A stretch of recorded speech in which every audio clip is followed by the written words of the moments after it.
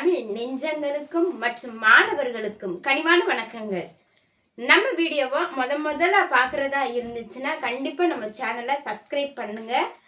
Like பட்டனை அழுத்திட்டு நம்ம வீடியோக்குள்ள போகலாம். சரிங்களா? நம்ம பார்க்க போகிற தலைப்பு என்ன அப்படின்னா, தொல்காப்பியர் கூறும் தொல்காப்பியத்தில் களவு என்பது எதனை பற்றியது? இப்போ களவுனா என்ன? இன்றைய இளைஞர்களுக்கு ஒரு முக்கியமான ஒரு செய்தி தான். களவு என்றால் என்ன அப்படின்றதான் நம்ம பார்க்க போறோம். சரிங்களா? களவு என்றால் தீது, சூது, யாருக்கும் வெளிப்படாதது, மனது மட்டுமே அறிவது அப்படின்னு சொல்லி நம்ம களவு அப்படின்னா குற்றம் அப்படின்ற ஒன்ன நம்ம மெய்வகைப்படுத்துறோம். இப்ப தொல்காப்பியர் எதெல்லாம் எப்படியெல்லாம் இருந்தா இது களவு அப்படின்னு சொல்றாருன்னு தெரியுங்களா? ஒரு தலைவனும் தலைவியும் முதலாக தன் பார்வையை செலுத்தி கொள்ளுவது, உள்ளத்தில் எழும் ஒரு உணர்வு பூர்வமான காதல் என்பதனை களவு என்று கூறுகிறார். நல்லா தெரிஞ்சுக்கோங்க. ஒரு தலைவனுக்கும் தலைவிக்கும் ஏற்பட்ட காதலால் மோதலும் ஏற்படும் என்றார். அந்த மோதல் ஏற்பட்டதன் பின் களவு என்பது எத்தனை நாட்களுக்கு மேல் நீடிக்க கூடாது என்றார். 2 மாதங்களுக்கு மேல் களவு என்பது நீடிக்க கூடாது அப்படின்னு சொல்றார். இப்ப எல்லாம் நம்ம சங்கம் மருவிய காலங்கள்ல காதல் எப்படி வருது அப்படின்னா, நம்ம 5 வருடங்கள் 10 வருடங்கள் உயிருக்குயிரா இதெல்லாம் காதலே இல்லை அப்படின்னு தான் வரையறை செய்யறாரு. அப்ப எது காதல் அப்படின்றதுக்கு சில வகை பண்பு நலன்கள் அவர் கொடுத்திருக்காரு. இதை எல்லாத்தையும் தவிர தொல்காப்பியர் என்ன சொல்லியிருக்காரு அப்படின்னா, களவு என்பது அறவழியில் ஏற்பட்ட ஒழுக்கம் அப்படின்னு சொன்னார். அறவழியில் ஏற்பட்ட ஒழுக்கம் தான் களவு அப்படின்னு சொல்ல வந்தாரு. ஆனாலும் இன்னைக்கு தலைவனும் தலைவியும் சண்டை போட்டுட்டோம் அப்படின்னா அது 7 நாட்களுக்கு மேல் நீடிக்க கூடாது அப்படின்னு சொல்றாரு. எத்தனை நாட்களுக்கு மேல்? ஒரு காதலர்கள் சண்டை போட்டு கொண்டால் 7 நாட்களுக்கு மேல் பேசாம இருக்கக்கூடாது அப்படின்னு சொல்ல வராரு. ஆனால் காதல் கொண்டதன் பின் அந்த களவு எப்படியாக அமையக்கூடாது அப்படின்னா, களவானது 2 மாதங்களுக்கு மேல் நீடிக்க கூடாது அப்படின்னு சொல்றாரு. அப்ப அந்த களவானது எங்க போய் முடியணும் அப்படின்றாரு. கற்பில் முடிந்தால் அதுதான் களவுன்னு சொல்றாரு. இன்னைக்கெல்லாம் நம்ம பாக்குறோம் இல்லையா, கைக்கிளை பெருந்தினைலாம் பாக்குறோம். ஒரு தலை காதல் பொருந்தா காதல் அப்படின்னு சொல்லிலாம் நம்ம நிறைய விஷயங்கள் தெரிஞ்சுக்கிறோம்.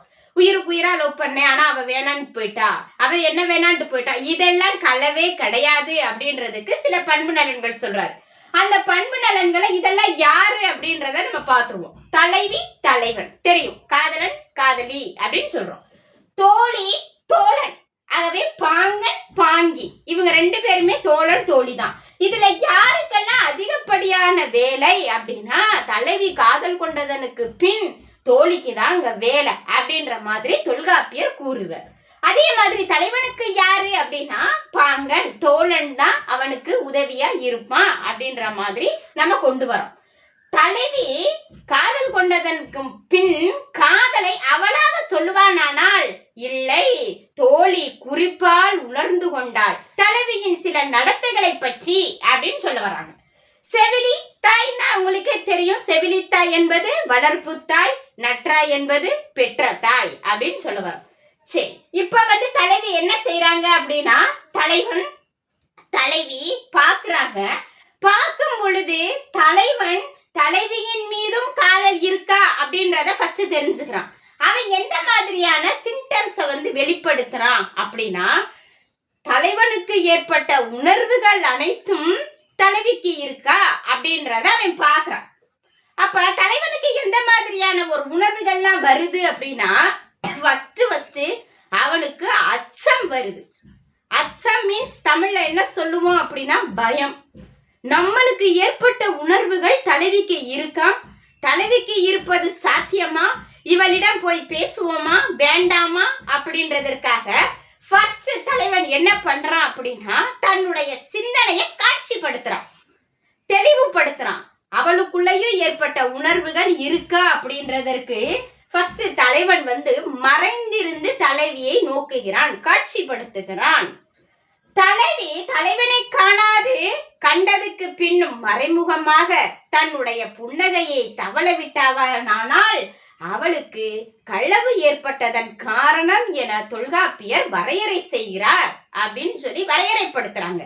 ஃபர்ஸ்ட் உண்மை, நம்மளுக்கு ஏற்பட்ட ஒரு உணர்வு யாருக்கும் ஏற்பட்டுச்சு அப்படின்னா அந்த களவானது தலைவிக்கும் ஏற்பட்டதன் பின் தலைவனானவன் அச்சத்தை விட்டொழிக்கிறான் அப்படின்ற ஒரு செய்தியை நம்ம முன்னாடி வைக்கிறோம். ரெண்டு என்ன செய்யறாங்க அப்படின்னா ஐயம் என்ன பண்றாங்க அப்படின்னா இருப்பினும் அவளுக்கு சந்தேகம் வருகிறது. இருந்தாலும் ஒருவேளை நம்மை விட்டு வேறொருவனை கண்டால் இல்லை அக்களவு நம்மை நோக்கியதும் மட்டுமே என தலைவன் வரையறை செய்ய ஆரம்பிக்கிறான். ஆராய்ந்து தெளிதலும் புரிதலும். ஆராயிறான், இவன் நம்ம தான் பாக்குறாளா, இல்ல நம்ம பேசுறதுக்கு அவ தலை சாய்க்கிறாளா அப்படின்றதற்காக தலைவன் உற்று நோக்குகிறான் தன்னுடைய சிந்தனையை அப்படின்னு சொல்றாரு. ஐயம் தெளிவே காரணம் கருதின்றத தொல்காப்பியரோட நூற்பா சொல்றாரு. இல்ல ஏதாவது ஒரு காரணத்தை கொண்டு நம்மளை நோக்கலாம் இல்லையா அப்படின்னு சொல்லி அவர் தலைவனானவன் என்ன செய்கிறான் அப்படின்னா வரையறை செய்கிறான் அப்படின்னு சொல்லி நம்ம பாக்குறோம். அடுத்து என்ன சொல்றாங்க அப்படின்னா அவனுக்குள்ள காதல் ஏற்பட்டதன் நோக்கம். தலைவிக்கும் தலைவனுக்குள்ள ஒரு நோக்கம், அதாவது அவன் உணர்ந்து கொள்ளக்கூடிய ஒரு உணர்வுகள் தலைவியிடமும் வந்தது அப்படின்னு சொல்லி ஒரு வரையறைக்குள்ள தலைவன் வந்துட்டான். அப்பொழுதுதான் தலைவனுக்கும் தலைவிக்கும் என்ன ஏற்படுகிறது அப்படின்னா நாணம் என்பது ஏற்படுகிறது. நாணம் என்பது வெட்கம் அப்படின்னு சொல்லி சொல்றோம். நான் போன வீடியோலயே உங்களுக்கு நான் சொல்லி இருந்தேன், நாணி கண்புதைத்தல் என்றால் என்ன அப்படின்னு சொல்றோம்.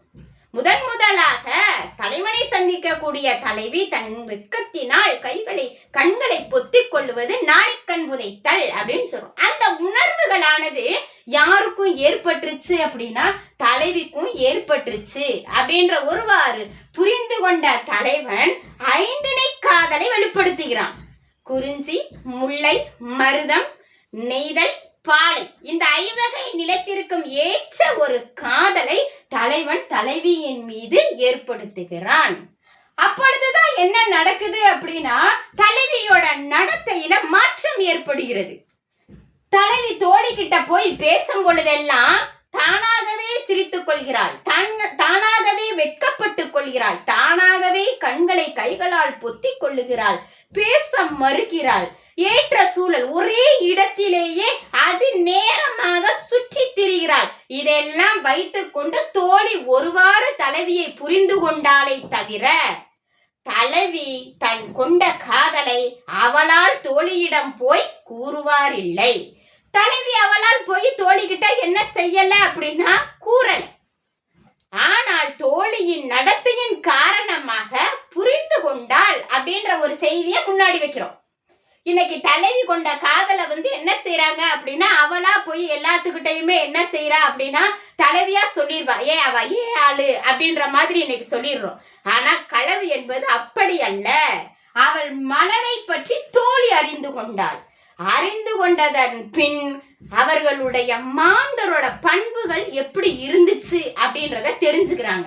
தலைவி கிட்ட தோழி போய் பேசும் பொழுது தோழியா சில ஐட்டங்களை சிம்டம்ஸ போடுறா. என்ன சொல்றா அப்படின்னா தலைவி ஏன் ஒரே இடத்தில் சுற்றி திரிகிறாய், உனக்கு என்ன ஆயிற்று, உன் உடம்புக்கு என்ன அப்படின்னு சொல்ல தலைவிக்கு நகைச்சுவை ஏற்படுகிறது. தன் நாணத்தால் தலைவியின் பால் கற்றுக்கொள்கிறாள் தோழி. அப்ப தலைவனை பற்றி அறியணும் இல்லையா, தலைவன் என்னிடத்தோட தலைவன் எப்பேற்பட்டவன், எங்கிருந்து வருகிறான், எப்படி உன்னை கண்டான் என்ற கேள்விகளுக்கெல்லாம் தலைவி தோழியிடம் விடை கூறுகிறாள் அப்படின்னு சொல்லி நம்ம பாக்குறோம். ஆகவே காதல் வந்ததுக்கு அப்புறம் இயற்கை புணர்ச்சி தூண்டுதல். இயற்கை புணர்ச்சி தலைவிக்குள்ளேயே வருது. எல்லா பெண்களும் மாதிரி வெட்கப்படுறா, சொல்றா, சிரிக்கிறா, தலைவனை ஓயாம பார்க்கணும்னு நினைக்கிறா. இதெல்லாம் நடந்ததுக்கு அப்புறம் திருமணத்திற்கு முன் தலைவன் தலைவியை விட்டு பிரிவான் இல்லை. சிறு சிறு பிரிவுகள் தான்.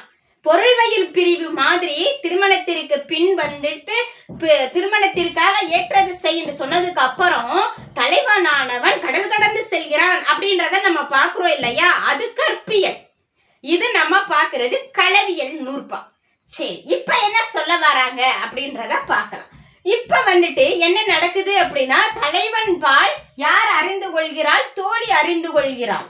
இயற்கை புணர்ச்சிகள் தலைவிக்கு நேரடியாகவே என்ன செய்கிறது? வருகிறது அப்படின்னு சொல்லி நம்ம பார்க்கிறோம். தலைவன் தலைவியை தன்வயப்படுத்துதல் ஒருங்கிணைக்கப்படுகிறாள் தலைவி. ஆகவே இந்த காதல் என்பது, இந்த களவு என்பது நம்மளுக்கு தான், தலைவி வந்து நமக்காக மட்டும்தான் அப்படின்றத ஒருவாறு தலைவனானவன் என்ன செய்து கொள்கிறான் அப்படின்னா புரிந்து கொள்கிறான் அப்படின்னு சொல்ற மாதிரி இருக்கு. கள ஒழுக்கத்தில் தலைவனின் கூற்று எப்பேற்பட்ட கூற்று அப்படின்னா, தலைவன் வந்து என்ன செய்யறான் அப்படின்னா தோழிய வந்துட்டு என்ன பண்றான் அப்படின்னா களவு செய்ய முற்படுகிறான். ஆகவே சங்கம் அருவிய காலங்கள்ல இப்ப நம்ம என்ன செய்யறோம் அப்படின்னா, தலைவன்கிட்ட ஈஸியா சொல்றாங்க பெண்கள் எல்லாமே, மகளிர் வந்து என்ன செய்யறாங்க அப்படின்னா, மலர் வாங்கிட்டு வாங்க, எனக்கு மல்லிகை வாங்கி கொடுங்க, ரோசா பூ வாங்கி கொடுங்கன்னா தலைவன் வந்து போய் என்ன செஞ்சிடறான் அப்படின்னா வாங்கி கொடுத்துறான். ஆனா இந்த தொல்காப்பியர் குறிப்பிடப்படக்கூடிய களவியல் எப்படி இருந்துச்சு அப்படின்னா, தலைவன் நிலத்துல என்ன மலர் மலருதோ அந்த மலரை மட்டும்தான் பறிச்சு தலைவிக்கிட்டு பரிசா கொடுக்க முடியும். தலைவி அதை அன்பாக வாங்கி சூடிக்கொள்வாள் அப்படின்ற ஒரு செய்தியை நம்ம அறிகிறோம். அப்ப அவனுடைய வெளிப்பாட வந்து தலைவன் தலைவியிடம் என்ன செய்கிறான் அப்படின்னா மெய்ப்பிக்கிறான். என்னுடைய காதல் என்பது உண்மையானது, நீ அதற்கு ஏற்றது செய் அப்படின்னு சொல்லி தலைவன் வந்து என்ன செய்யறான் அப்படின்னா தலைவி கிட்ட வந்து சொல்றான். அப்ப தலைவிக்கும் அவனுடைய உணர்வு பூர்வமான கள ஒழுக்கமானது என்ன செய்யப்படுது அப்படின்னா காண்பிக்கப்படுது. அப்ப திணை குணம் காக்க வரக்கூடிய தலைவியிடம் தலைவன் மலர்களை கொடுத்து மனம் மயக்குகிறான் அப்படின்னு சொல்றோம். இன்னைக்கு பெண்கள் ஏன் மலர் சூடுறாங்க அப்படின்றது தெரியுமா? பிறர் மனங்களை கவருவதற்கு அப்படின்னு சொல்லி நம்ம சொல்றோம். சரிங்களா? அப்ப தமிழில் எழுதப்படக்கூடிய அந்த குறிஞ்சி பாட்டுல வரக்கூடிய 99 வகையான மலர்களும் தலைவன் தலைவிக்காகத்தான் பரிசளித்தான் அப்படின்ற ஒரு செய்தியை நம்ம அறிகிறோம். அப்ப திணைக்குணம் காக்க வரக்கூடிய தலைவியிடம் தலைவன் கண்டு சந்திக்கிறான். அப்ப என்ன பண்றாங்க அப்படின்னா இரவு குறி பகல் குறி பயன்படுத்தப்படுது அப்படின்ற ஒரு நோக்கத்திற்கு நம்ம வரோம். அப்ப அந்த இரவு குறி பகல் குறினா என்ன அப்படின்னா, யாருக்குமே தெரியாம இரவில் சந்திக்கக்கூடிய ஒரு இடத்துக்கு பேர் தான் இரவு குறி. பகல் குறி பகல்ல வந்து சந்திக்கிறதுக்கு பேர் தான் பகல் குறி அப்படின்னு சொல்றாங்க. தலைவன் வந்து தலைவியை காணாது கொஞ்ச நேரங்கள் விட்டொழித்தாள், தலைவி வந்து துன்பப்படுகிறாள் அப்படின்னு சொல்லி நம்ம சொல்றோம். அப்ப என்ன துன்பம் அவர்களுக்குள்ள வருது அப்படின்னா, தலைவனை நினைத்து நினைத்து அவளுக்கு பசலை நோய் அதிகமாகிறது அப்படின்னு சொல்லி நம்ம பார்க்கிறோம். இந்த பசலை அப்படின்னா என்ன அப்படின்னா, இந்த பசலை நோய் அப்படின்னா காதல் நோய். இந்த பசலை தலைவியோட உடம்புக்குள்ள இருக்க இருக்க தலைவி என்பவள் என்ன செய்யப்படுகிறாள் அப்படின்னா உண்டி சுருங்குதல் பெண்டிற்கு அழகு. அவளுடைய உடம்பானது சுருங்கி காணப்படுகிறது, ஏதோ இழந்தவளை போல காணப்படுகிறாள் தலைவி அப்படின்னு சொல்லி நம்ம பார்க்கிறோம். இது எல்லாமே உங்களுக்கு நூற்பாதான். ஆனா ஒரு வாரம் நீங்க தெரிஞ்சுக்கணும் அப்படின்றதுனால நான் நூற்பாவே சொல்லாம சொல்லிட்டு இருக்கேன். சோ நீங்க தமிழ் இலக்கிய மாணவர்களா இருந்தா கண்டிப்பா தொல்காப்பியத்தில் கூறப்படும் இந்த களவியலை நீங்க படிச்சுக்கோங்க. படிச்சுக்கிட்டீங்க அப்படின்னா உங்களுக்கு நெட்டு தேர்வுகளுக்கு ரொம்ப ஈஸியான ஒண்ணுதான். ஒருவேளை நூற்பா கொடுப்பாங்க, இல்ல களவு என்பது எத்தனை மாதங்களுக்கு மேல் நீடிக்க கூடாது, தலைவனும் தலைவியும் பிரிந்திருத்தல் எத்தனை நாட்களுக்குள் இருக்க வேண்டும் அப்படின்ற வினாவுக்கெல்லாம் நீங்க விடைய வந்து ஈஸியா என்ன செஞ்சிடலாம், பதில் அளிச்சிடலாம். சரிங்களா? சரி, இப்ப பசலை நோய். ஆகவே தலைவி வந்து என்ன செய்ய ஆரம்பிக்கிறாள், தோழி கிட்ட புலம்ப ஆரம்பிக்கிறாள். தலைவியே மழை பெஞ்சிட்டு இருந்தோம் அப்படின்னு, மழை பெஞ்சிட்டு இருக்கும் போது நம்ம போய் முல்லை மலர்களை போய் செடியை விட்டு பறிச்சோம் அப்படின்னா மேலே இருக்க பூ மட்டும் தாங்க வரும், காம்பு வந்து வராது. ஏன்னா அந்த மழை பெஞ்சுக்கிட்டு இருக்கும் போது செடியானது அதை பிடித்து தாங்கி கொள்ளும் அப்படின்ற ஒரு செய்தி நம்மளுக்கெல்லாம் தெரியும். அப்ப அந்த முல்லை மலர்களை வந்து தலைவி தோழி கிட்ட சொல்லி புலம்புறா. என்ன சொல்றா அப்படின்னா, தோழியே முல்லை மலர்கள் மட்டும் செடியை விட்டு நீங்காது இருக்கும் பொழுது நான் ஏன் என் தலைவனை விட்டு பிரிந்திருக்க வேண்டும் என் தலைவனை காண வேண்டுமே தோழி அப்படின்னு சொல்லி தோழி கிட்ட என்ன செய்ய ஆரம்பிக்கிறாங்க அப்படின்னா ரொம்ப புலம்ப ஆரம்பிக்கிறாங்க. அப்ப என்ன செய்யறாங்க அப்படின்னா தலைவியோட மெய்ப்பாட்டால் அவளுடைய வேட்கையை அறிந்து கொள்கிறாள் தோழி அப்படின்னு சொல்றோம் நம்ம. அந்த வேட்கை எப்படிப்பட்டது அப்படின்னா தலைவனை காணுமாறு என்னை பார்க்க வருமாறு நீ வற்புறுத்து, தலைவனிடம் போய் பேசு, என்னைய பார்க்க வர சொல்லு அப்படின்ற மாதிரி நிறைய செய்தியை என்ன செய்யறாங்க அப்படின்னா அறிவுறுத்துறாங்க அப்படின்ற மாதிரி நம்ம சொல்றோம். அடுத்து என்ன சொல்ல வர்றாங்க அப்படின்னா தலைவிக்குரிய மெய்ப்பாடுகள் நகையே அழுகை இழிவரல் அச்சம் வெகுளி பெருமிதம் இது எல்லாமே தலைவிக்குள்ள வெளிப்படுது. என் தலைவனை போல் உண்டா, அவன் சிறப்பாக சொல்லக்கூடிய ஒரு கூற்றுகளுக்கு தலைவி என்ன செய்ய வைக்கிறாள் அப்படின்னா முன்மொழிகிறாள் அப்படின்னு நம்ம சொல்றோம். சரிங்களா? இந்த மாதிரியான மெய்ப்பாடுகள் வர வர ஃபர்ஸ்ட் தலைவி கொண்ட காதல் தலைவி சொல்லாமலேயே தோழி என்பவள் அறிந்து கொள்கிறாள். சரிங்களா? இப்ப தலைவி என்ன செய்யறா அப்படின்னா தலைவி காதல் கொண்டதுக்கு பிறகு தோழி தூது போறாங்க அப்படின்ற செய்தியை நம்ம அறிகிறோம். அடுத்து தோழி என்ன செய்யறா அப்படின்னா தோழியோட கூற்று எங்கெங்கெல்லாம் நிகழும் அப்படின்னா தலைவி வருத்தப்பட தோழி போய் தலைவனிடம் பேசக்கூடிய கூற்றுகள் எல்லாமே நிகழும் அப்படின்னு சொல்ற மாதிரி நம்ம நிறைய செய்தி என்ன செய்யறோம் அப்படின்னா தொல்காப்பியர் கூறாரு. அடுத்து என்ன சொல்றாரு அப்படின்னா தோழியும் தலைவியும் ஒரே இடத்துல சுத்தி திரிகிறத வச்சு அவ என்ன செய்யறா அப்படின்னா ஒரு வார செவிலி தன்னுடைய காதலை இவள் என்ன பண்றாங்க அப்படின்றதுக்காக அறிந்து கொள்வதற்காக செவிலி என்ன செய்கிறாள் அப்படின்னா தன் பார்வையை செலுத்துகிறாள் அப்படின்ற மாதிரி தொல்காப்பியர் கூறார். படிப்படியான செய்தி டக்குன்னு தெரிஞ்ச உடனே 5 நாள் பாக்குறது, 6ஆம் நாள் பிரிகிறது, 7ஆவது நாள் கூடுறது, 8ஆவது நாள் வேண்டான்னு சொல்லிட்டு போற காதல் எல்லாம் தொல்காப்பியர் சொல்லவே இல்லை. களவு என்பது எத்தனை ஆண்டுகளுக்கு மாதங்களுக்கு மேல் நீடிக்க கூடாது அப்படின்னா 2 மாதங்களுக்கு மேல் நீடிக்க கூடாது அப்படின்னு சொன்னாரு தொல்காப்பியர். அருமையான ஒண்ணு. அப்ப என்ன செய்யணும் அப்படின்னா உன்னோட கோல்ல நீ அச்சீவ் பண்ணு, அப்புறமா நீ களவு என்பதை உள்ளுக்குள்ள வரவேற்றுக்கோ அப்படின்ற மாதிரி தான் தொல்காப்பியர் கூறும் களவியல் நூற்பாக்கள் கூறி செல்கின்றன. இப்ப இந்த செவிலி என்ன பண்ணிட்டாங்க அப்படின்னா ஒரு வாரம் தெரிஞ்சுக்கிட்டதுக்கு அப்புறம் அவங்க கோபப்படல. என்ன பண்றாங்கன்னா தோழி கிட்ட மெல்ல விசாரிக்கிறாங்க. விசாரிச்சதுக்கு அப்புறம் தலைவியோட காதலை புரிஞ்சுக்கிட்ட உடனேயே யாருக்கு தெரியும் அப்படின்னா நற்றாய்க்கு தெரிய வைக்க முற்படுறாங்க. அப்ப காதலரோட இயல்பு நிலையும் தோழியோட கூட்டும் தேவைப்படுகிறது. செவிலியும் போய் நற்றாய் கிட்ட சொல்றாங்க. ஆகவே நற்றாய் என்ன பண்றாங்க அப்படின்னா தன்னுடைய தலைமகனுக்கு கூறி செய்தியை அறிவிக்கிறாங்க. ஊராரெல்லாம் கூடி தன்னுடைய தலைவிக்கு திருமணத்தை முடிச்சு வைக்கிறாங்க. களவு என்பது என்ன செய்யப்படுது அப்படின்னா உள்ளுக்குள் ஏற்றுக்கொள்ளப்படுகிறது அப்படின்ற ஒரு செய்தியை நம்ம அறிவிக்கிறோம். அது மட்டும் இல்ல, இப்ப நற்றாய்க்கு தெரிஞ்ச உடனேயே இவங்க எல்லாத்துக்கும் படிப்படியா கூறி தன்னோட தலைமகனுக்கு புரிய வச்ச செய்திய ஊராருக்கெல்லாம் தெரிய வச்சுட்டாங்க. தோழி போய் சொல்றாங்க, இரவும் பகலும் நீ மன்றாடி வந்துட்டு போறது ஊராருக்கு தெரிஞ்சா நாளைக்கு அலர்தூற்ற நேரிடும், தலைவா நீ அதற்கு ஏற்றது செய் அப்படின்ற ஒரு செய்தி எல்லாம் நம்மளுக்கு இடம்பெறுது.